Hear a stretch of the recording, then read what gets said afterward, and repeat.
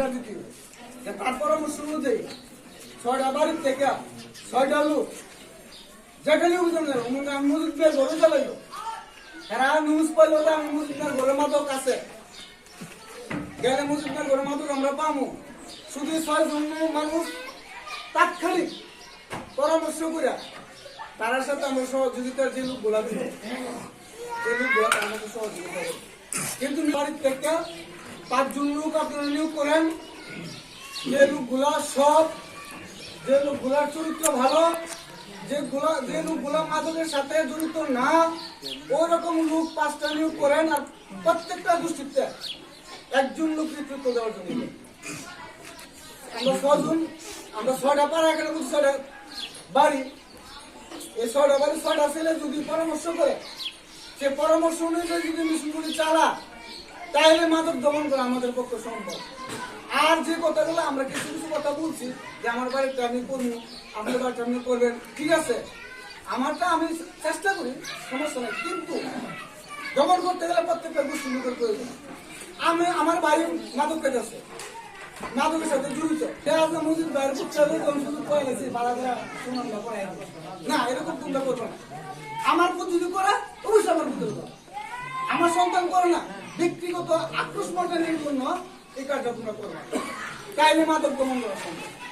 আর যদি কোনো আক্রোশ করতে যান আক্রোশ একটা কিছু করতে যান তাহলে মাদক দমন করা সম্ভব তখন আমার ভিতরে শত্রুতা তৈরি হবে তখন আমি চিন্তা করবো আমার ভিতরে আমার ভিতরে এটা করছে না আমার ভিতরে কেন করি শক্তি রয়ে যাবো আমরা যারা এইগুলা কমিটির মধ্যে দিব তাদের ভিতরে সতর্ক থাকতে হবে তারা সৎ থাকতে হবে তারা ভালো থাকতে হবে কে আমার চেয়ারম্যানের ছেলে কে মুজিব মিয়ার ছেলে কে সুমন মিয়ার ছেলে কে জুলিন মিয়ার ছেলে কে খেলু মিয়ার ছেলে এগুলো যদি আমরা করছি তাহলে মাদক দমন করা সম্ভব।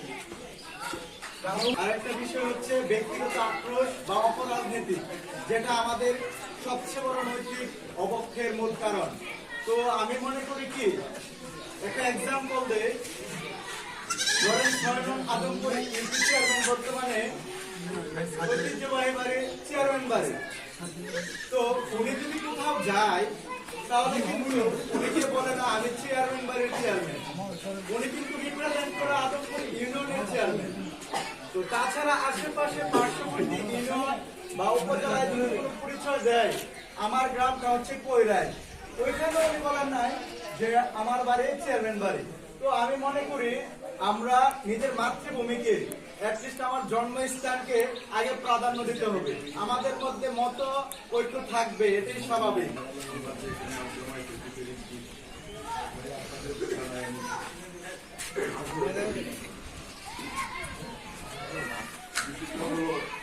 আমি একটু পূর্ণ কথা বলে জানি হয়তো অনেক যুবকরা যারা আছে ছেলেরা জানা যায় আমাদের 1984 সালে আমাদের গ্রামে যখন হয়েছিল তখন এই গ্রামের পরিবেশ একবার নষ্ট হয়ে গেছে। এই লাউরা গ্রামে অনেক হিন্দু ছিল এরা রাত্রে ঘুমাইতে পারত একদিক দিয়ে কথা বলতো স্বামী স্ত্রী আরেক দিক দিয়ে দাও দিয়া কাশি দিয়া যারা শোনা কাছে একটা সিয়া গাড়ি দিতে বল ভাই নিজে পর্যন্ত বাইরেছে বাইরে কিন্তু আমরা এরা দমন করতে পারি না। বাড়িতে হরতাল দেওয়ার পরে তোমার গান দিকে বিয়া করে ওইখানে আস্তানা করবো ওইখান থেকে সরাইলাম এরপর তোর বাইকে আমি নিজে গিয়ে পরে নিজের বাপের বাড়িতে এলো সবাই জানে নবগত আছে এই মহিলার কিন্তু ভালো হয়েছিল পুলিশ আসছিল পুলিশ আসার পরে আমরা বাড়িতে গেছিল পুলিশ ধরতে পরে তো আসামি ছুটতে গেল গা হ্যান্ডকাপ হয়ে গেল গা 2টা একদম রশি সহ বনিশারও তবু এমন একটা অবস্থার সৃষ্টি হয়েছে তো পুলিশ ফায়ারও করবে তো পুলিশ এত মামলা হইব সারে গ্রামের মানুষ এই যে বিক্রি করে কেনা তখন এমন নাকি মেম্বার করছিলে তোমার পড়ছিলেন না শুয়ে নিলে এটা দিলা আমাদের বিক্রি করে না সে আইন স্টক করে রেখে দেবে এক জায়গায় 100-200 করে দিয়ে দিল সাপ্লাই করে মানে বর্তমানে দেখার মধ্যে এই দুই হইল মূল নাই। আমরা জানার মধ্যে যে দ্বন্দ্ব পাইছি এর মধ্যে খুচরা ব্যবসায়ী অনেক আছে খুচরা ব্যবসায়ী। তো এরা আইসা নিয়ে অন্যান্য সেই করে। যাই হোক, এখন আমার বক্তব্যটা হলো শহীদের ব্যাপারে আমার একটা অনুরোধ এই গ্রামবাসীর কাছে, লাউড়া গ্রামের মানুষের কাছে, এর সাথে সবাই চলাফেরা বন্ধ করতে হবে।